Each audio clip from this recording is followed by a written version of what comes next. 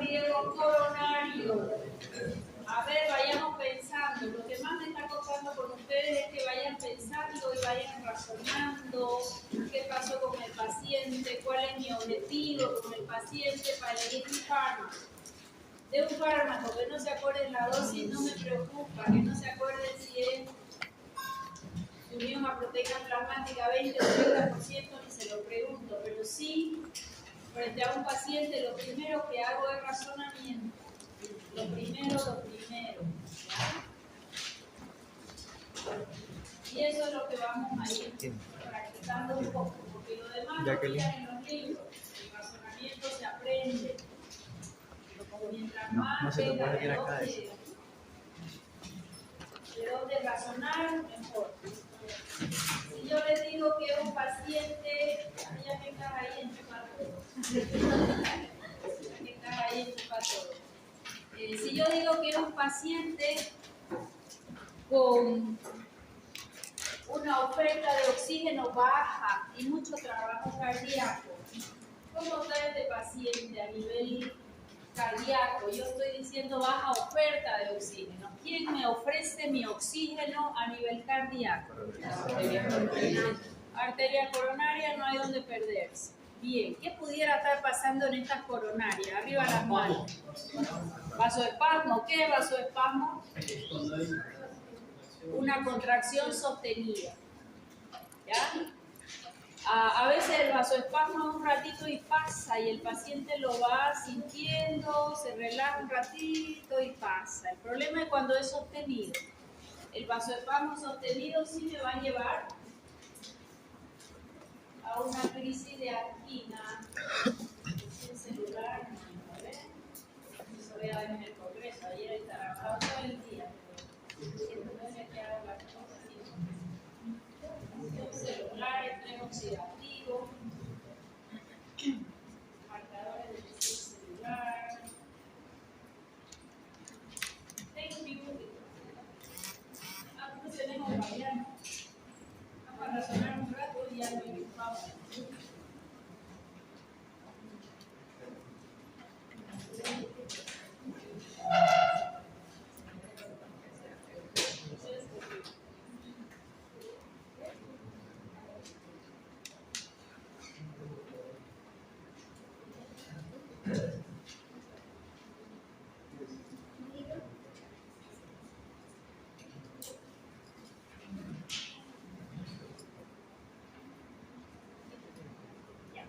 Razonamos primero y después ya vemos las tablas. ¿Okay? Entonces, la definición de angina de pecho, importante para nosotros marcar nuestros objetivos terapéuticos. Oferta-demanda, tengo mi balanza. Una balanza. ¿Qué pasó en la balanza? ¿Quién está baja, la oferta o la demanda? La oferta. Aquí está la oferta de oxígeno. Para que no se le olvide nunca al momento de querer definir una angina de pecho. La oferta de oxígeno baja y la demanda alta. ¿Por quién ofrece el oxígeno? Las coronarias. ¿Qué pasó en coronarias? Puede haber o una obstrucción o puede haber un vasoespasmo. ¿Qué ocurre si hay una obstrucción? ¿Problema? ¿Cómo es que ocurre esto? No todo paciente con colesterol y triglicérido alto hace placas. A veces tenemos pacientes con un colesterol total alto, esa es la doctora Daniel, tiene como 230.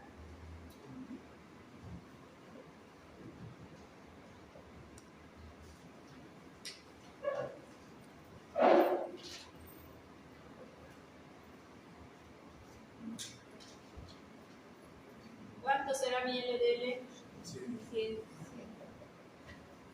Felicidades. Nunca voy a mirar un colesterol total por el número. Nunca pidan colesterol total al paciente sin pedir HDL, VLDL y LDL. ¿Ok? Estas VLDL, 4 letras, está formada por quién? Por triglicéridos. Ah, ella está de acá, con razón. No le digo nada, digo como 100. Pues bajo tierra. Yo casi. Diga nomás, sí, para corregirme son fantásticos. Ya, vamos. PLDL, la de 4 letras, ¿de quién se alimenta? Triglicéridos. Ese valor generalmente es hasta 30. Siempre lo voy a mirar. ¿Qué les digo yo siempre del PLDL colesterol?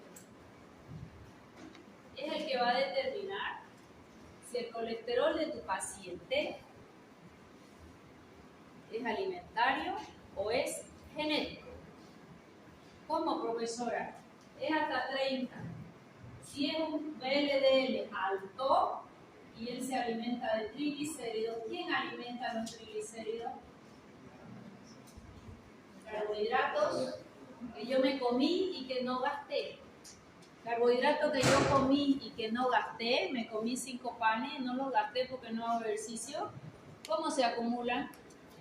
Mi organismo va a intentar no hacerme diabético, entonces más insulina. Hoy atendí a una paciente con 38 de insulina sobre 9.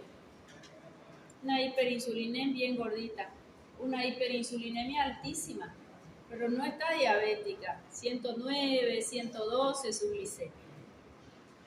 ¿Ok? Todo ese carbohidrato, toda esa glucosa que yo no gasté, se almacena como triglicéridos, se forma triglicéridos.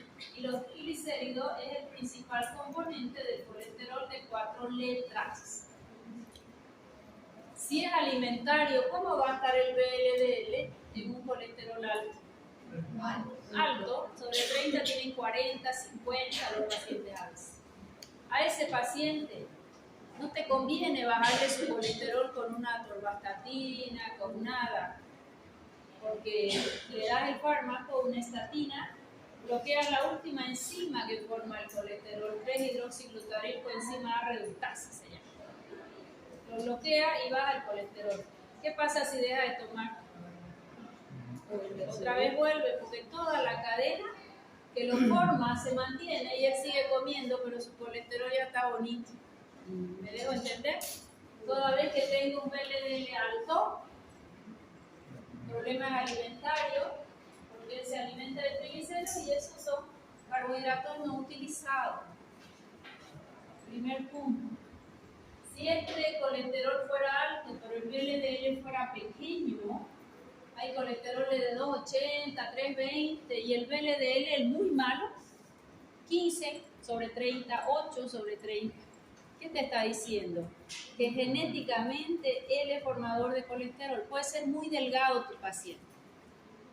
Cuando el paciente viene a la consulta y te digo, vengo nomás por un chequeo porque me obligan de la oficina o lo que sea, delgado, lo ves aparentemente saludable, tienes que pedir siempre glucosa, insulina, colesterol, triglicéridos, porque ese paciente te puede hacer un infarto en cualquier momento, aparentemente saludable, aparentemente, pero puede ser un formador genético de colesterol, que hay mucho. ¿Se entendió? O sea que antes de tratar una angina de pecho, ¿yo qué voy a mirar? Perfil lipídico. ¿Quién va de la mano del perfil lipídico? Glucosa e insulina. Glucosa e insulina. De la manito va. Uno alimenta al otro. Entonces tenemos los 3 tipos de colesterol. El de 4 letras, alimentado por triglicéridos, él es el que determina si este colesterol es genético o alimentario. ¿Verdad? Bien. Entonces, siempre tendré que ver yo valores de colesterol y triglicéridos. En este endotelio que tiene las 3 capas, ¿verdad? ¿Qué se llama? La adventicia, la muscular y la íntima, que es el endotelio del vaso. Eso que quería decir, no me salía. Ya. Ese endotelio del vaso debería estar antiinflamado, por no decir no inflamado. Yo puedo tener un colesterol alto, Pero si el endotelio del vaso no está inflamado, voy a pasar yo como colesterol y no me voy a quedar a formar placas. Si este paciente tiene buenos hábitos, si este paciente, este endotelio, cuando se inflama, él genera ahí una carga eléctrica y el que pasa se va quedando, se va quedando, se va quedando, se va quedando. Esas son las placas de ateroma. Y si pasa el calcio, porque mi comida es hipercálcica y bajo en magnesio, pobre señora menopáusica, calcio a la mañana, calcio a la tarde, calcio a la noche. Gordita. ¿Dónde va el calcio? A endurar esta placa. ¿Qué tiene que hacer ese calcio para entrar a su hueso y que ella ya no haga osteopenia o osteoporosis? Ejercicio físico, vitamina D y vitamina K2. Bien, no necesariamente calcio. El calcio que comemos es suficiente. ¿Qué va a pasar acá? Si este endotelio no está inflamado, todo este colesterol, triglicérido va a pasar y no va a molestar. El problema es cuando está el endotelio inflamado. Profesora, ¿quién tiene endotelio inflamado? Paciente con un estrés oxidativo alto. Profesora, ¿qué es estrés oxidativo? Yo respiro oxígeno, me oxida. ¿Qué va a pasar si el oxígeno me oxida? A una manzana oxida. ¿A mí me oxida o no me oxida? Sí. Pero ¿qué va a pasar? Que tenemos una superóxido dismutasa, una citoplasmática y una mitocondrial, que ese radical libre del oxígeno, porque él me va a oxidar. Acuérdense la palabra grupo, una vez les enseñé, el que gana electrones se reduce y el que pierde electrones se oxida. El oxígeno pierde un electrón y nos va a oxidar. Solo de respirar aire, no necesito hacer grandes cosas, yo respiro y me oxido. Pero tengo mi sistema enzimático, superóxido dismutasa en el citoplasma de mi célula y en la mitocondria, y ellos van a ser capaces de reducir al oxígeno. Ellos se alimentan nutrigenómicamente de zinc, cobre y selenio. Ese es su alimento. A veces el paciente forma muchos radicales libres porque esta no anda. ¿Y qué necesitaba? Zinc, cobre y selenio. ¿Por qué dieron en COVID tanto zinc? Para alimentar esta, porque nos inflamaba mucho, hacía mucha oxidación. Y encima intubaban al paciente y metían más oxígeno. ¿Okay? Además de la superóxido dismutasa, tenemos a la glutationa, peroxidasa. Además tenemos a la catalasa. Cada una le alimenta a alguien. Ya lo vamos a ver en profundidad cuando veamos paracetamol, ¿ya? Porque el paracetamol es hepatotóxico porque esa enzima la oxida mucho. Bien. Si esto me funciona, el endotelio va a estar saludable. Si esto no funciona, dispara inflamación. ¿Para dónde? Va a disparar inflamación para el lugar del cuerpo donde esté más vulnerable. ¿Cómo, profesora? Yo siempre tengo inflamado el hombro, ahí va a ser la inflamación. Yo siempre tengo inflamado intestino, ahí será la inflamación. ¿Por qué? Porque esto va a disparar radicales libres. ¿Qué es radical libre? Un electrón, los electrones van de a pares. Este va a ir desapareado, va a ir solingo. Y cuando él va solito, es altamente reactivo y contra donde él choque va a hacer daño. Vamos a pensar. Mis células tienen una doble membrana lipídica. ¿Sí o no? Sí. Tanto molesto yo con la doble membrana lipídica, fosfolípidos de membrana. Este electrón que quedó acá desapareado, ¿a dónde va a ir a agredir? A la doble membrana lipídica. ¿Y qué va a liberar? Gracias, fosfolipasa 2. ¿Y la fosfolipasa 2 es la madre de quién? De los pollitos, la madre de la inflamación. Va a dar lugar a la ciclooxigenasa y a la lipoxigenasa.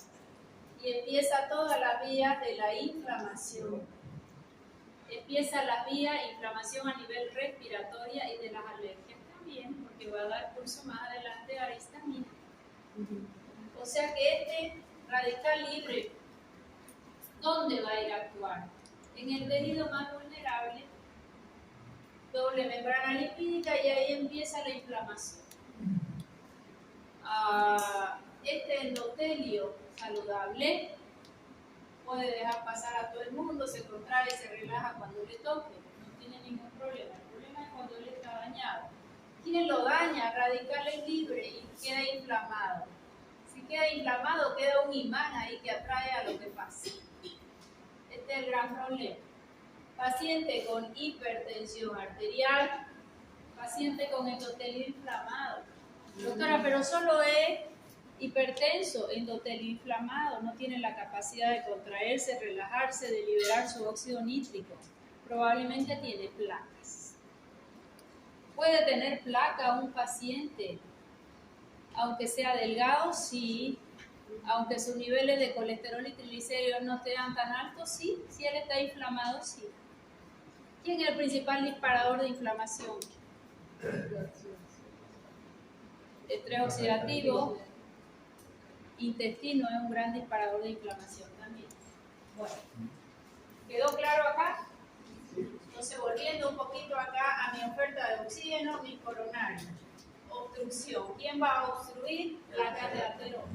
Cuando eso es placa de ateroma. Cuando es arterioesclerosis.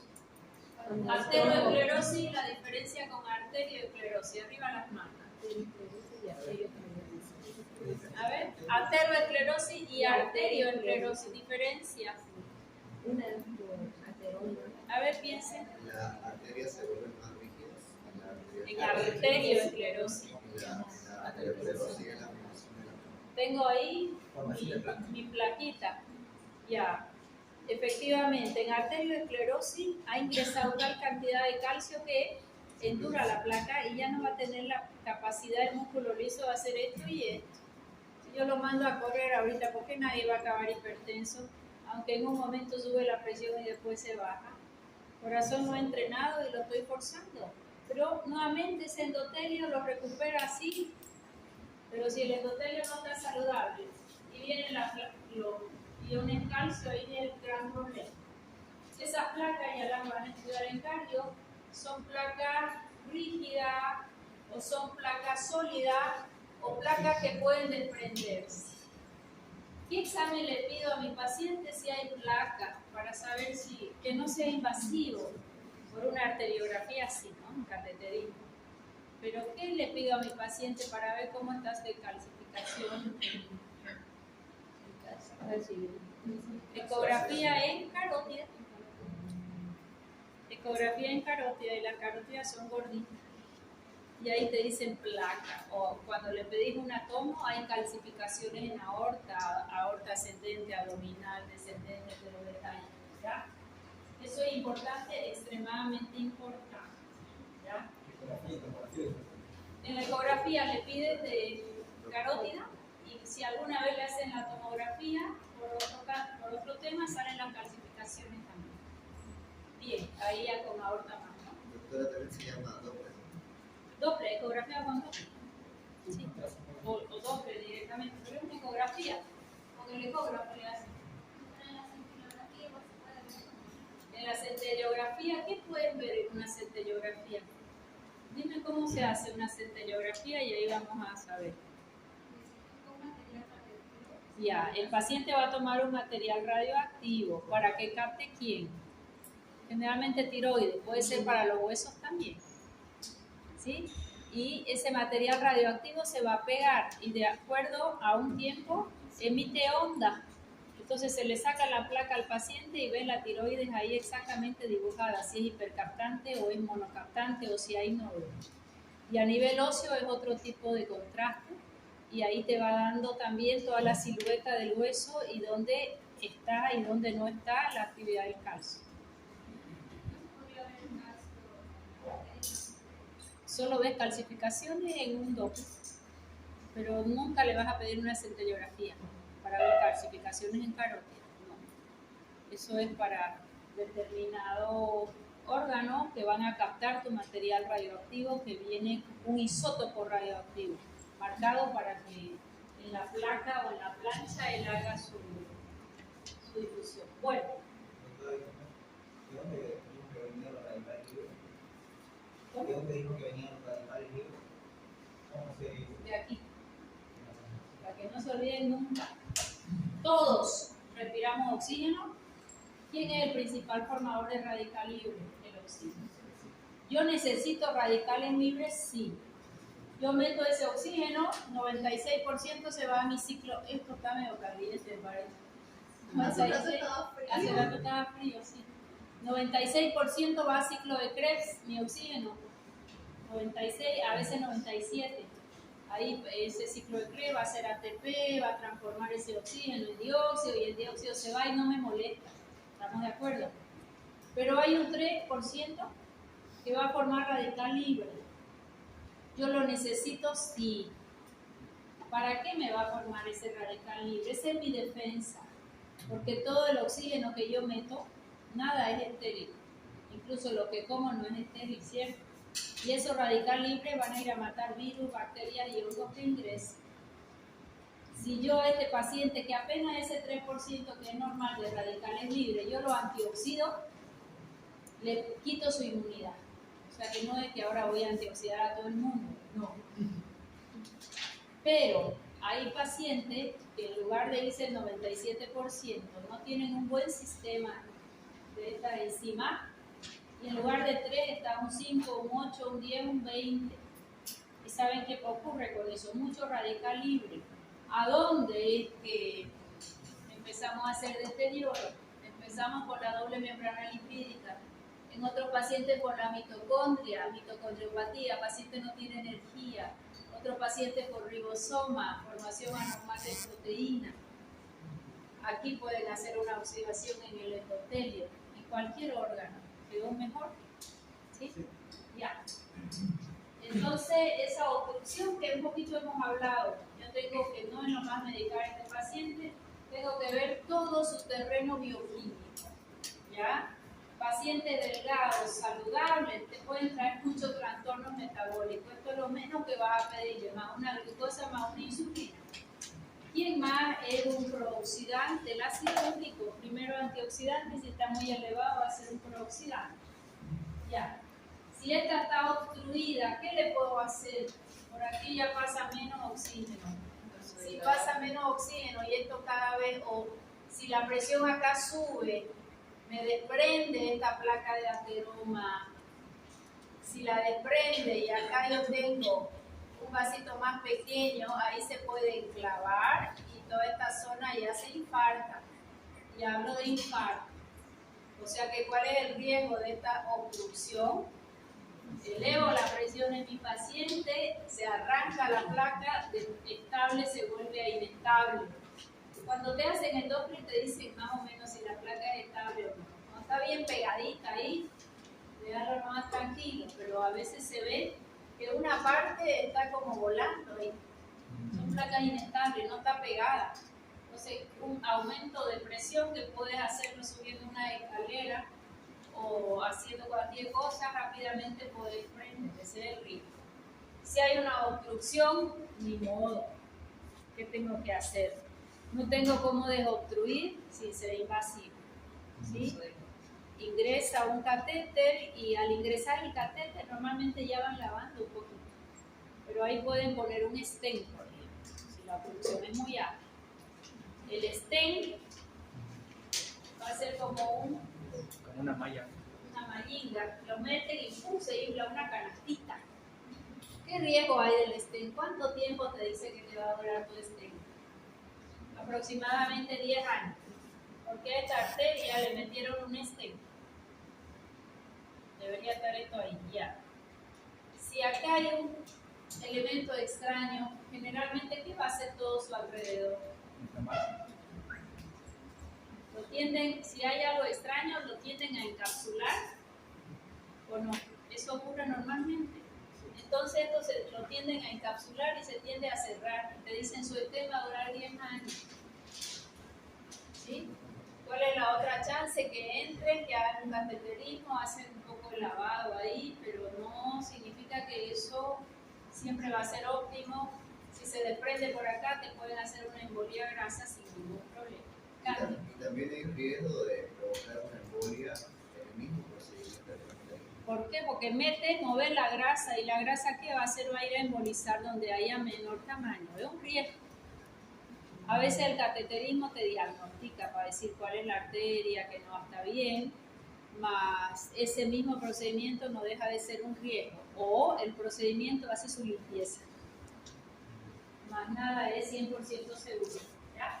Entonces, si hay obstrucción, ¿qué objetivo terapéutico voy a tener? Si hay obstrucción, vasodilatar.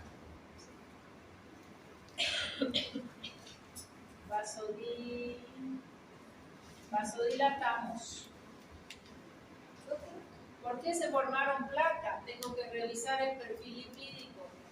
Si las placas se juntan acá, ¿qué tiene una placa? Colesterol, triglicéridos. Pasan las plaquetas y son las primeras, tienen un efecto reológico hermoso y ellas se hacen más gordas, más flacas y pasan por donde sea. Y cuando hay inflamación toman cargas opuestas y se agregan. ¿Qué le puedo dar a este paciente? Antiagregante plaquetario. ¿Quién lleva la flor en antiagregante? Con 100 miligramos. En realidad 80, tomamos 100.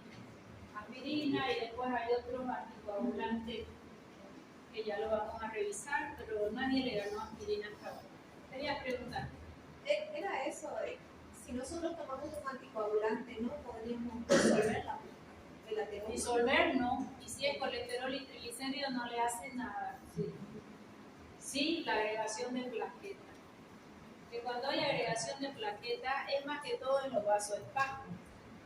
A veces el vasoespasmo ocurre en un vasito limpio y ahí las plaquetas empiezan a llegar al lugar porque si hay vasoespasmo hay isquemia, si hay isquemia hay falta de oxígeno, hay radicales libres y llegan ellas a querer taponear. Vasoespasmo coronario, ¿qué voy a hacer? Vasodilatación. O sea que ¿cuál es mi objetivo? Vasodilatar. Pero yo no puedo quedarme con la vasodilatación si no miré hacia atrás a mi paciente. Estilo de vida, colesterol, triglicéridos, glucosa, insulina, ingesta de calcio, inclusive actividad física. Ya. ¿Con qué vamos a vasodilatar? De lo que hemos avanzado hasta ahora, ¿qué le daría? Mucha preferencia en vasodilatación arterial. Un antagonista de calcio. Un antagonista de calcio. Grupo 1, grupo 2 o grupo 3. Grupo 2. Angina de pecho, grupo 2.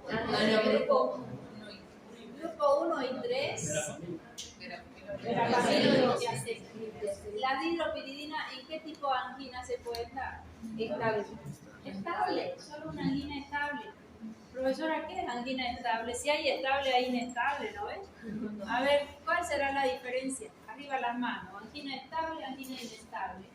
Angina estable solamente cuando hay ejercicio. Angina estable, el paciente la está provocando. Ese paciente que sabe que si come mucho de noche, más una cerveza, más un cigarrillo, va a agitarse, ¿verdad? Porque toda la sangre, si yo como mucho, ¿dónde se va? Gastrointestinal, y me queda esto sí con baja oxigenación. Ese paciente que sabe que no puede subir la escalera y se pone a subir la escalera o se pone a seguir jugando fútbol porque los amigos juegan fútbol y él sabe que tiene su angina. Esa es la angina estable. Se pone muy nervioso y viene la angina. O sea, hay factores que la desencadenan y él lo sabe. ¡Pum! La inestable, el paciente está mirando tele, tranquilo, patitas arriba, paz y amor, y empieza a sentirse mal. Está dormido, ni siquiera se estaba soñando, horrible, y viene la crisis que lo despide. ¿Ya? Esa es angina inestable, viene sin previo aviso, sin un factor que estimule. O sea que el nifedipino siempre se usó en angina de pecho y causó muchas muertes. ¿Por qué? Porque no venía el retardo, porque hace hipotensión marcada. Le dije yo, el paciente se pone rojo como un tomate, le dilata todo, respira bien y de pronto se agita. ¿Por qué? Porque La vasodilatación hace una taquicardia refleja y ahí no llegó el paciente.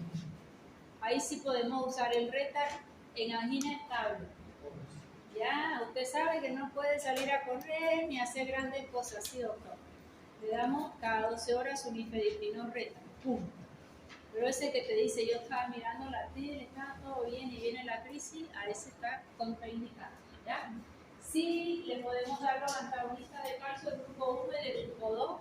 Me va a vasodilatar. ¿Qué más me va a hacer aquí? Yo tenía la oferta disminuida y la demanda alta.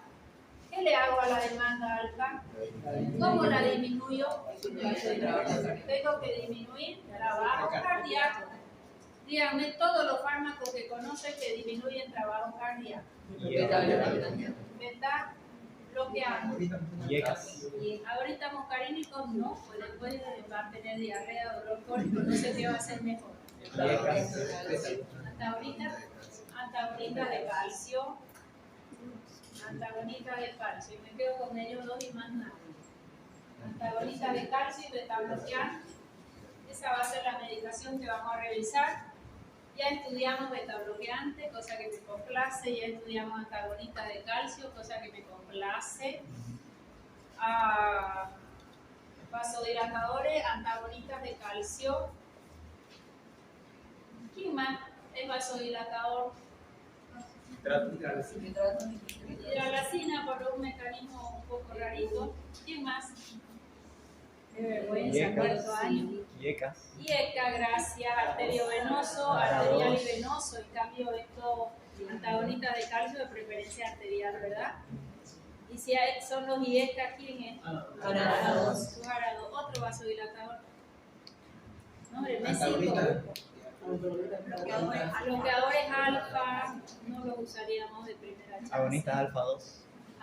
Agonistas alfa 2 también son vasodilatadores. Bloqueadores alfa, sí, ya lo mencionaron. ¿Okay? Nos quedamos con antagonistas de calcio y el grupo estrella de hoy, nitratos y nitritos. Fármacos antianginosos, nitratos y nitritos. Ahora sí encendemos la luz para que yo empiece y acabe el tema hoy. ¿Qué hará un nitrato y un nitrito? Liberan óxido nítrico. Y si yo pienso, ¿qué hace el óxido nítrico? Potente vasodilatador, aumenta el GMP cíclico, aumenta proteína, disminuye el ingreso de calcio. Si el calcio no entra, vasodilatación. Ese es el mecanismo de acción. Liberan óxido nítrico. El óxido nítrico aumenta el GMP cíclico, estimula la proteinquinasa y la proteinquinasa activada disminuye el ingreso de calcio. Si el calcio disminuye, hay vasodilatación. ¿Quiénes son nitratos y nitritos?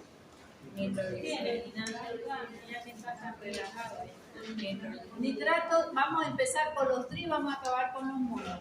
Trinitrato de glicerilo. Trinitrato de glicerilo es la nitroglicerina, mejor que ella nadie, hasta en supositorio, en parche, en ampolla, comprimido, muy liposoluble. Alguien que nos enseña el multimedia, alguien que estoy mirando. Thank you. Nitroglicerina. Gracias, Kenneth. Thank you. A ver si anda, puede a rato anda, a rato no anda. No sé qué es, parece que no. Y ahí está. ¿Dio o no dio? Está cargando. Está cargando. Es que ahí es el. Yo creo que la lamparita ya está. Sí, es la lámpara, mira. Un ataque al abuelo. Parece que Puede conectar y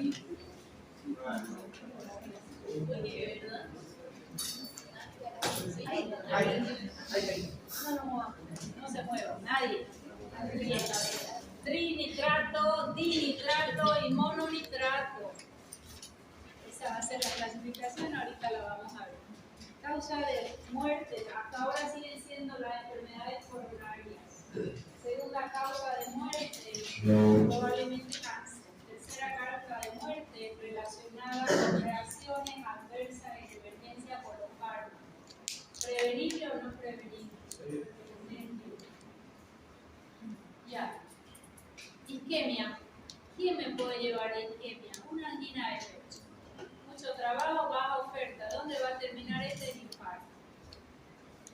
muerte súbita. El infarto no necesariamente me va a matar, según el calibre del infarto. Y fíjense ustedes, cuando un paciente se infarta, no se muere tras el infarto. Se muere luego de horas del infarto, porque viene la llamada repercusión. Anoten repercusión. Me van a leer para otra clase qué es repercusión. Y esto normalmente no lo hacen en los hospitales. Me explico por qué. Se infarta el paciente y queda el área infartada como área de penumbra. Ya. Después de eso, 24 48 horas viene la repercusión. Las demás arterias intentan ayudarte. Esa es la repercusión. Intentan tirarle colaterales que les llegue oxígeno. Es un mecanismo fisiológico normal. Entonces, sí, fue atendido el paciente, pusieron oxígeno, dilataron coronarias, lo están repercutiendo, le están haciendo más oxígeno en el área. ¿Qué va a pasar si le llega más oxígeno a esa área?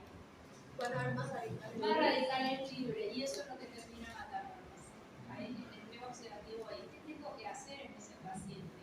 Aunque sea una sola ampollita de vitamina C, el norte molecular, dosis antioxidante, hasta 10 gramos de vitamina C. De 10 gramos para adelante, que pueda hacer hasta 50 sin problema, es prooxidante. Ella genera radicales libres y es otro tipo de problema. ¿Ya? Entonces, por lo menos una vitamina C que dona sus electrones y va a antioxidar el área. Porque lo que mata al paciente no es el infarto, es la repercusión. Insuficiencia cardíaca, una falta de oxigenación va a llevar a insuficiencia, angina, infarto, súbita. Ya saben cuál es la clínica, no voy a entrar en detalle, el dolor retroesternal que puede ir hacia el brazo izquierdo, otro hacia el brazo derecho, pero no solo el izquierdo, y hacia la barbilla. Algunos solo le duele la barbilla o los dientes, y van al odontólogo. ¿Qué hago si me duele el diente? Y es un dolor irradiado, ¿ya? Hacia los dientes.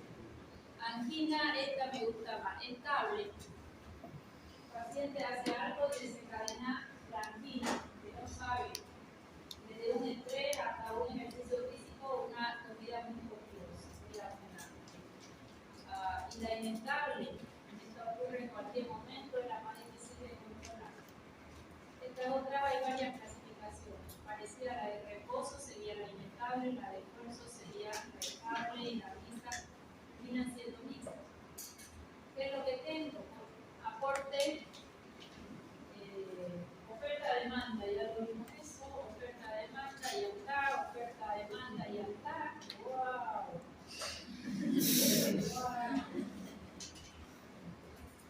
Nitrato y nitritos, ¿para qué? Vasodilatador. Nitroglicerina es el trinitrato de glicerina. ¿Quiere decir la trinitrato de isosortina? El primero es trinitrato de glicerina. Trinitrato de isosortina, mononitrato, vamos a ver uno por uno. Y el tetranitrato de 30 electrón hemorroides. Este se lo pueden olvidar, pero lo pueden nombrar. Antagonista de calcio, nifedipino solo en angina establo, ¿verdad? Y acá faltó el bloqueante ya estudiado y no me puede faltar ni bien ponderado ante la flexibilidad. ¿Cuál es el último efecto farmacológico que se le atribuye a la aspirina? Además de analgésico, antitérmico, antiinflamatorio, doxicálica y antiagregante, que son cuatro. Antipirético. Antipoliposis. Para esos pacientes con tendencia a la poliposis genética familiar, disminuye la formación de puntos. Y el pólipo intestinal que no se extirpa en 5 a 10 años, seguro va a ser un cáncer, seguro es seguro, empezar la reducción de colon. Y hay familias que tienen poliposis de manera clínica.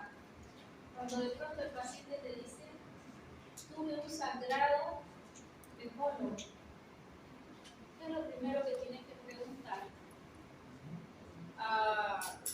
Bueno, hay que ver si no hay hemorroides, ¿verdad?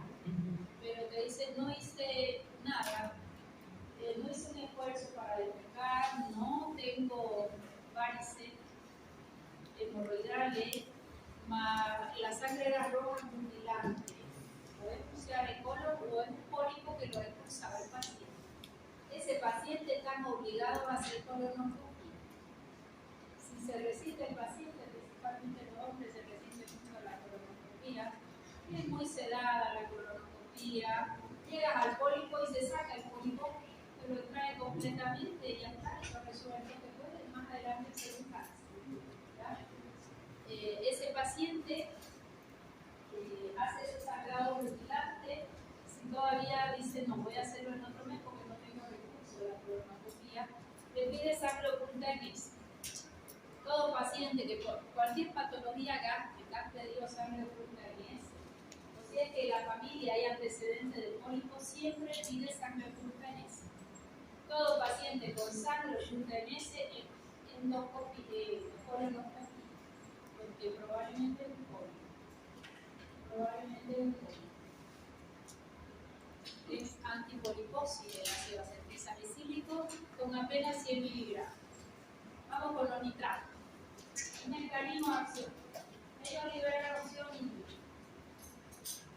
Óxido nítrico es nuestra molécula vasodilatadora. Que estimula guanidina ciclasa, aumentando el GMP cíclico intracelular, activa proteína quinasa que va a fosforilar varias proteínas, reduciendo el ingreso de calcio y haciendo la vasodilatación. Me van a decir solamente libera el óxido nítrico.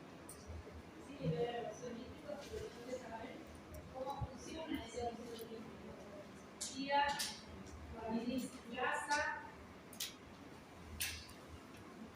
aumentando el GMP cíclico, proteína quinasa fosforila proteínas, y si la fosforila disminuye el ingreso del calcio.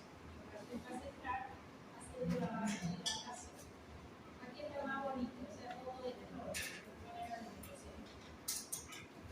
Los nitratos tienen que tener importante que para que funcione el grupo sustitutivo. Los nitratos lo que van a hacer es actuar en grupo sustitutivo. Sustitutivo es azul. Se libera el óxido nítrico, guanidina ciclasa y activa la proteína quinasa y disminuye el ingreso del calcio, entonces tiene un efecto vasodilatador. También puede seguir la vía de la fosfodiesterasa. Esa vía de fosfodiesterasa va a terminar aumentando el ingreso del calcio. ¿Quién inhibe fosfodiesterasa? Disminuye el ingreso del calcio. El mecanismo de acción del siguiente capítulo, santina, broncodilatadores que nos faltan.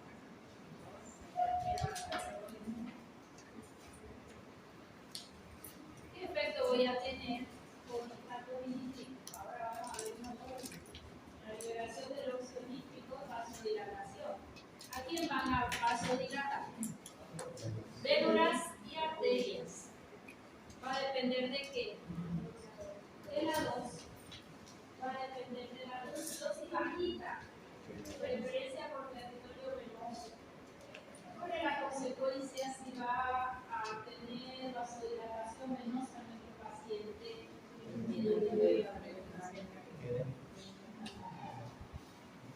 ¿Qué disminuye? Recarga, retorno venoso, perfecto.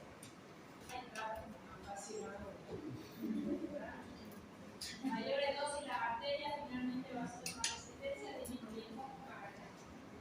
Ok, si viene vasodilatador arteriovenoso, según la dosis, cuando aumenta la dosis ya se pierde la selectividad para el territorio arterial y también venoso.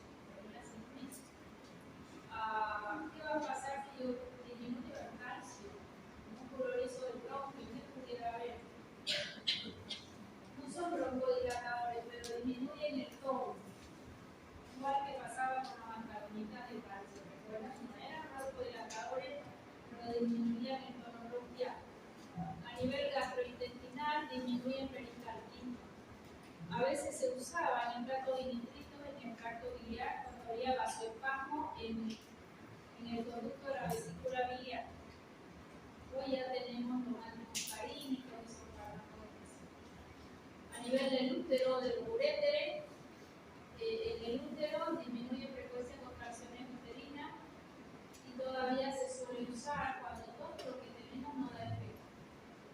son inefectivos, es el impedipino. El problema es que puede bajar mucho la presión y puede hacer taquicardia a cualquier paciente.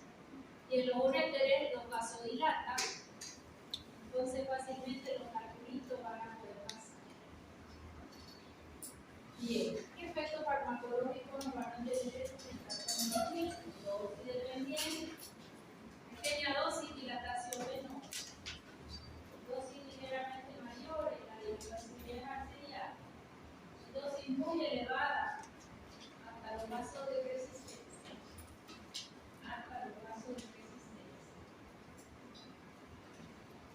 ¿Qué efecto va a producir? Si son vasodilatadores, disminuye presión arterial sistémica, resistencia pulmonar, y si hay vasodilatación importante, hay rubor, enrojecimiento, cefalea, mareo, líquido en los oídos. Si la hipotensión es muy hermosa, muy marcada, el simpático actúa, taquicardia recurre. Si doy mucha dosis, la taquicardia va a ser importante, ¿ya? Y puede agravar angina de pecho. Por eso es que va a depender de la dosis adecuada para no tener su caso. Se comporta muy parecido a la hidropiridina. ¿Quiénes eran las hidropiridinas?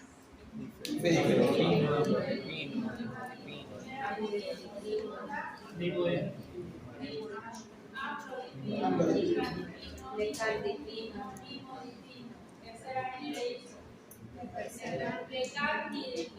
¿qué ventaja tiene sobre el linfe, que es de la misma generación? No hay periodo de latencia. El periodo de latencia es desde que doy el fármaco hasta que empieza a actuar.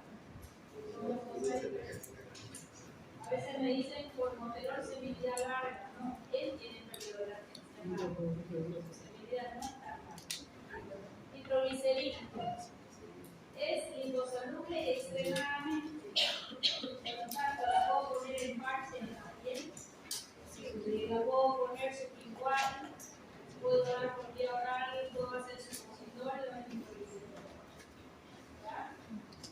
Tienen ampolla para la crisis. 0,5 a 10 microgramos kilo minuto. Si dice microgramos kilo minuto, ¿cómo lo voy a infundir? Con bomba de infusión. Con bomba de infusión, dividido, y voy recargando el goteo, la prueba de corte. ¿No? Yo voy a hacer la exquisita de 0,5, 0,6, 0,7. Una vez preparada ya tu solución, vas influyendo, vas controlando presión y vas controlando los síntomas de tu paciente que está conectadito a un monitor cardíaco. No puedes poner nitroglicerina sin todo eso. No puedes poner nitroglicerina, a no ser que sea un especialista en una ambulancia. Sí, en una ambulancia cardio, si es la del monitor, porque acá el riesgo es que la vasodilatación es mucho, la taquicardia refleja y está aumentando. Comprimidos, 400 microgramos, sublinguales también. Estos son de vía oral, estos son sublinguales. 400 microgramos es lo mismo que 0,4 miligramos. Los parches de 5, de 10 y de 15 de liberación sostenida. El parche de la ventaja es de liberación sostenida. Nunca poner un parche lavando la zona con agua caliente. Se lava la zona, se saca un poquito la cera que pudiera tener en la piel para que el parche se adhiera, lava y seca, pero no con agua hirviendo, porque el calor hace que se libere más rápido y pueda haber una liberación rápida. En su absorción por la vía que quieran. ¿Por qué? Porque es liposomal. Pero una vez se absorbe, el fenómeno del primer paso de la medida no tiene bajo fenómeno, pero se medidas cortas. Por eso es que probablemente el parche o sublingual sea amplio volumen de distribución, su metabolismo es hepático, comienzo de acción. El sublingual es inmediato, es casi como poner el endovenoso. El oral va a durar de 30 a 60 minutos, el endovenoso en un minuto ya tengo el efecto igual que el sublingual. El que llega rápido se va rápido. Nos va a durar 1 hora su efecto. Este nos va a durar de 3 a 5 y este minutos. Casi que se biotransforma conforme va llegando y actuando. ¿Cómo vamos a dosificar? No voy a entrar en mucho detalle, ¿ya? Porque esto es de un especialista. Debajito de la lengua me va a durar poco tiempo. Eso me da tiempo para llegar a segundo nivel. Hay que llegar a un hospital mínimo de segundo nivel, ¿no? El parche se va a liberar lentamente.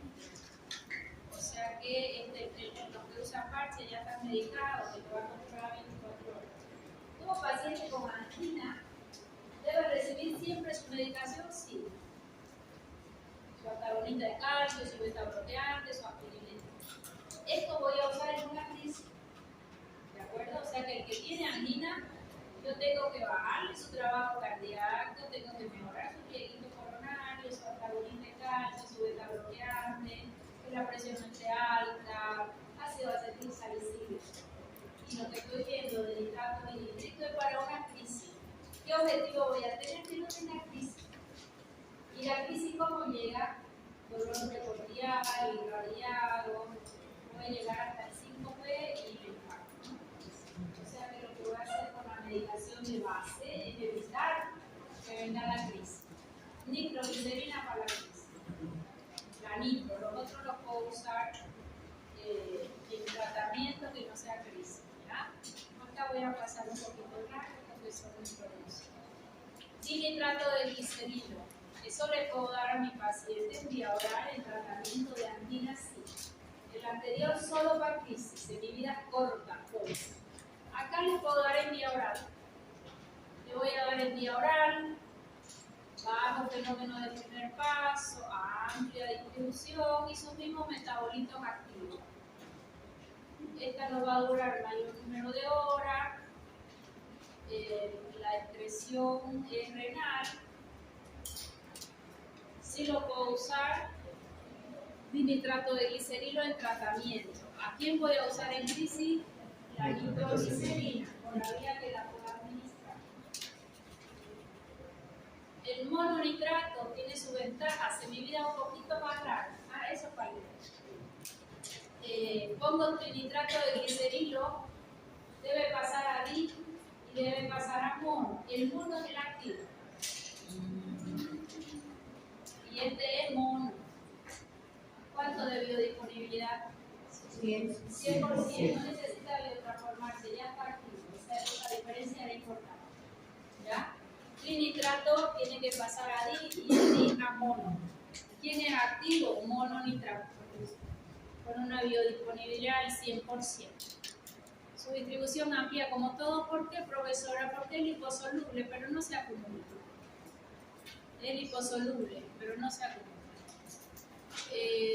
Sus metabolitos de él ya muchos son inactivos. Los anteriores eran todos activos porque tenían que pasar a mono. Este mono es activo y de ahí se inactiva. Sus metabolitos se van a ir inactivos. Si en mi vida 5 horas podemos administrarlo cada 8 horas. En algunos pacientes hasta cada 2. Ahí está su farmacocinética. Solo voy a mirar su tiempo, cuánto demora en empezar y cuánto va a durar. Nitroglicerina endovenoso, en 1 minuto incluso ya tengo el efecto y dura nada. Cierro una bomba de infusión y ya no hay efecto. Es lo que le decía de los pacientes.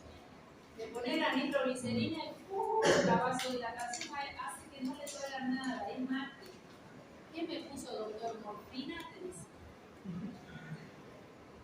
Solo nitratina, una nitroglicerina. Cierran la llave para escaparse. 2 a 5 minutos, vuelve toda la clínica florida.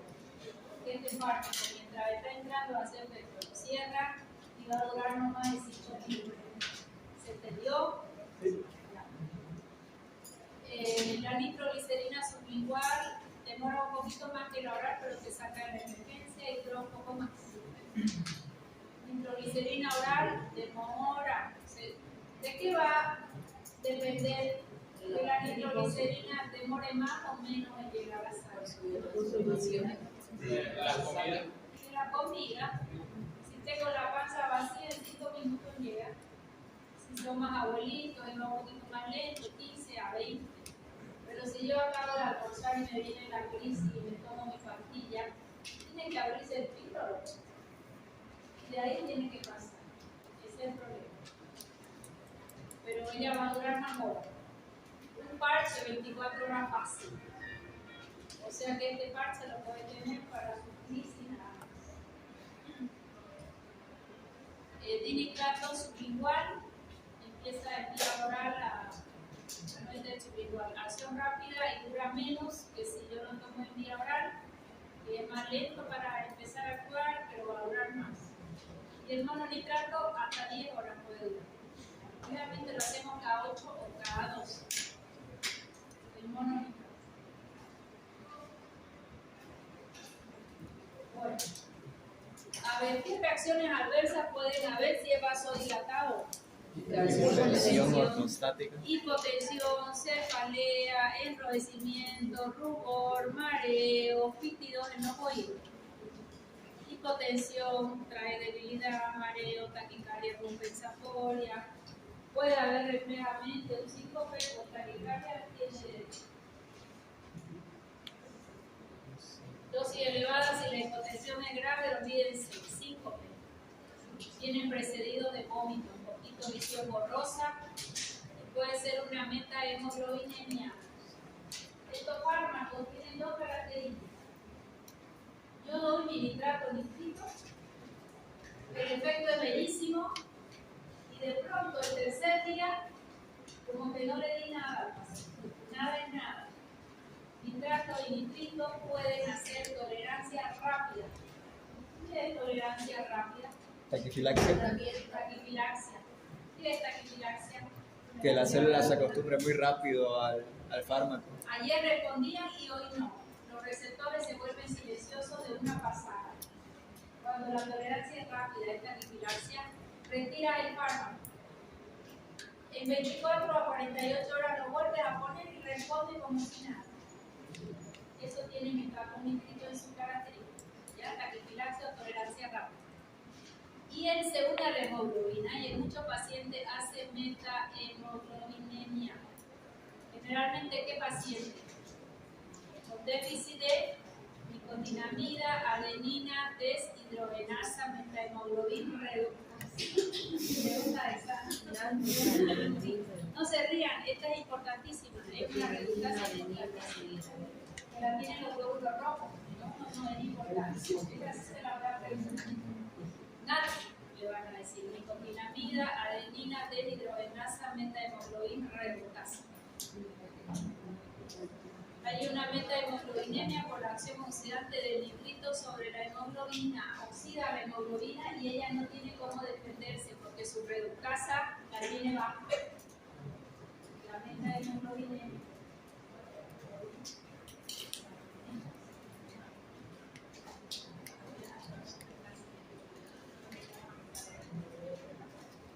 Este efecto adverso importante es la tolerancia rápida.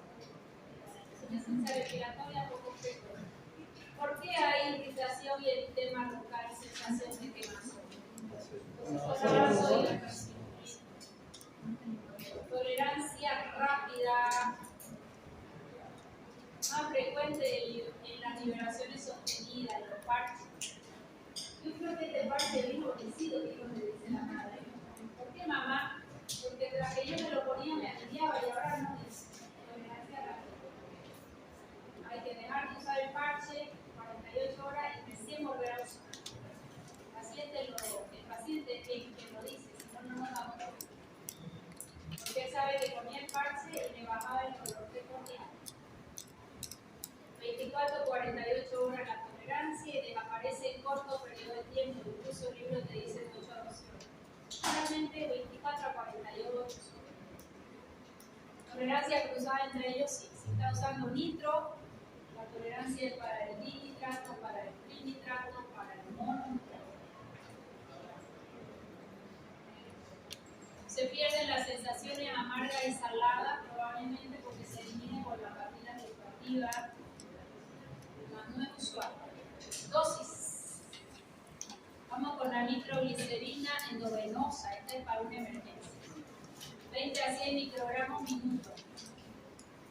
Si la misma nitroglicerina es de parche, 5 a 20 miligramos para liberarse en 24 horas.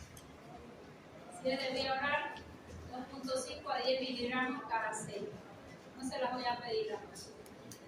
Cuando la necesiten la buscan porque mañana se la van a olvidar. Pero sí saber cuándo uso cuál. A veces lo que tengo, ¿no? Sublingual, 0,2, 0,8 miligramos, que son 200 a 800 microgramos cada 3 horas. Mononitrato, dinitrato, este es más usado como tratamiento de angina, no en crisis el dinitrato. En crisis el mononitrato va muy bien y la nitroglicerina obviamente. ¿Para qué vamos a usar nitrato y nitrito? Angina, la que quieran, estable, inestable, reposo, crisis. En IAM, el infarto es fármaco de oro. Solo que en el infarto tenemos que saber si el infarto es isquémico o trombótico para ver su tratamiento. Si es trombótico, tengo que hacer fibrinol. Si es isquémico o vasoespástico, solo el vasodilatador. Siempre su aspirina y si hay mucho dolor, morfina. Si la saturación baja de 96, oxígeno. Ya es el tratamiento del infarto. En hipertensión lo puedo usar sí, el dinitrato. En espasmo esofágico también. Ese paciente está comiendo, hace un espasmo en su esófago y se ahoga, tiene todos los síntomas de un infarto y el problema esofágico que su esófago hace. El problema es que si él no es hipertenso, le baja mucho la presión y lo tiene que tomar para cubrir 24 horas. A veces lo que hacen es entrar y le inyectan botox. Entonces, si hay botox, ya no puede contraerse esa fracción del esófago. Le dura de 3 a 6 meses, a veces 0. Hipotensión controlada en cirugía también. Interacciones, esto me interesa mucho. La que más me interesa es la última. Sildenafil, ¿por qué? Porque nadie lo compra con receta médica. Para la impotencia, porque llena los cuerpos cavernosos, favorece la erección. Para impotencia por déficit de erección. El paciente lo toma, va y lo compra, se toma unos tragos, se olvida que toma nitrato, nitrito, nadie le preguntó nada ni lo leyó. El alcohol es vasodilatador. Nitrato, nitrito, vasodilatador. Y el sildenafil, revasodilatador. ¿Qué le puede pasar? ¿Por qué se muere este paciente? Minuto. A ver, piensen con la cabeza. La taquicardia refleja y hace el infarto y ahí sale en el noticiero. Ahí sale en el noticiero y resulta que el paciente se había automedicado el sildenafil. Se lo había tomado, pero no tomó más de 2 copas de vino suficiente. Con 2 copitas de vino y él venía tomando nitrato nitrito. Toda vez que se prescribe nitrato nitrito al paciente hay que decirle ni media copa de alcohol, menos que un sildenafil. Habrá quien te dice prefiero morir en la lucha. ¿Cómo es en la vida? Eso ya depende de cada uno, pero el paciente tiene que saber. Más de uno te contesta, a ver, doctor, prefiero morir en la dieta. Sí lo tiene que saber. Ahí habrá que tomar otras precauciones si él va a tomar un sildenafil y es una angina estable. ¿Ok? Ahí por lo menos 24 horas en su nitrato nitrito. Ojo que estos fármacos, está ya tadalafilo, ¿en qué mejoraron ellos? El mecanismo de acción inhibe fosfodiesterasa, es el mismo para todos. El tema es que ya se vivirá mucho más largo, ¿no? Entonces, para 12 horas, 24 horas, 36 horas, 48 horas, 3 días. ¿Cuántas horas? 72. ¿No? Entonces ya le llaman T12, T24, T48. Es la diferencia. Entonces, eso es lo que más ejecuta la presión arterial del paciente, ¿verdad? Sildenafil contraindicación absoluta. El alcohol le aumenta cualquier otro antihipertensivo. Esta es pequeñita, solita, no diré huérfana, pero se ha aprendido a los nitratos y nitritos. ¿Por qué? No es nitrato ni nitrito, pero se comporta como si fuera. ¿Ya? Es un profármaco. Se biotransforma y al biotransformar se libera óxido nítrico. Entonces el mecanismo de acción va a ser igual a nitrato nítrico, está pegadito. Es vasodilatador venoso y después arterial. ¿Qué ventaja tiene? Léanme aquí antes que se vayan y se duerman. Efecto antiagregante. Ok, efecto antiagregante plaquetario. Ya no necesitas hacer ácido acetilsalicílico. Se puede usar profilaxis, o sea, para evitar la crisis, sí. 2 miligramos cada 8, cada 12 horas. ¿Qué ventaja tiene? No hace tolerancia, igual que nitrato y nitrito. Ellos hacían y este no hace. Y de yapa es antiagregante plaquetario. Y con un beta bloqueante va muy bien, es una buena combinación. Uno vasodilatador y el otro disminuye el trabajo cardíaco. ¿Listo? Nada más. Oxidorina 2 miligramos cada 8, cada 12 horas. No es nitrato ni nitrito, pero cuando se biotransforma actúa igual. 2 ventajas: antiagregante plaquetario y ¿cuál es la otra? No hace plaquetaxia. Cante. El que viene en forma de.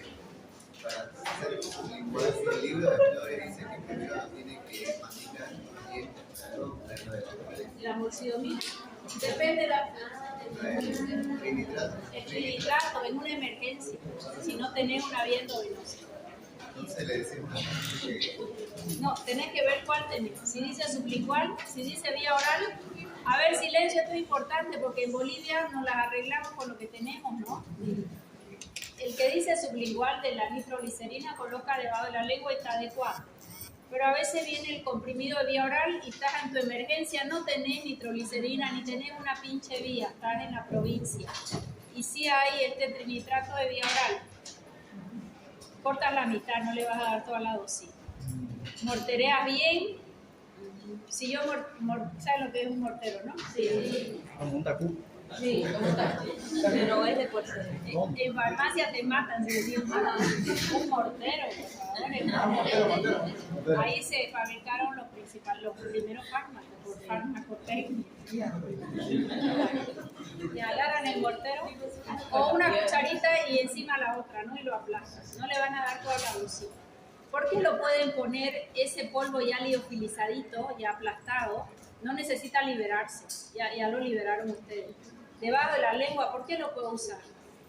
Porque es muy liposoluble. Te saca, te va a durar poco tiempo, hasta eso traslada al paciente, o se toma, si él tomaba otro fármaco, que lo tome y hasta eso hace efecto. ¿Qué es lo ideal? Que no nos haga crisis de angina.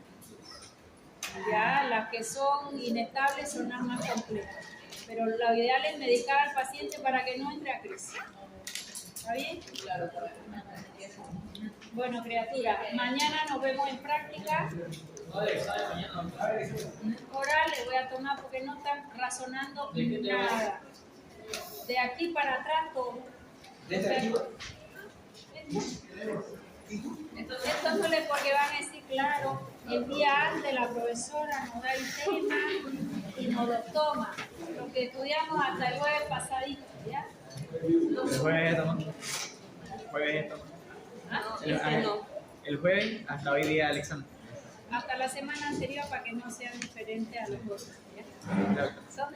Todo eso se fija. El día jueves empiezo respiratorio. Voy a avanzar rapidito porque ya avancé broncodilatadores, agonita beta 2 mayor a beta 1, ya avancé antimocarínico, hipatropio, oxitopio, tiotropio, Los nuevos santina. beta-bloqueantes también. ¿Están contraindicados los beta-bloqueantes? No, los nuevos. No los damos como broncodilatadores, porque va a bajar trabajo cardíaco y va a bajar presión. Como broncodilatador no, sí para una máquina. Hipertensión. Eso, y de ahí no nos vemos hasta el retorno de las vacaciones. Son 2 semanas y yo me tomo una de conferencia.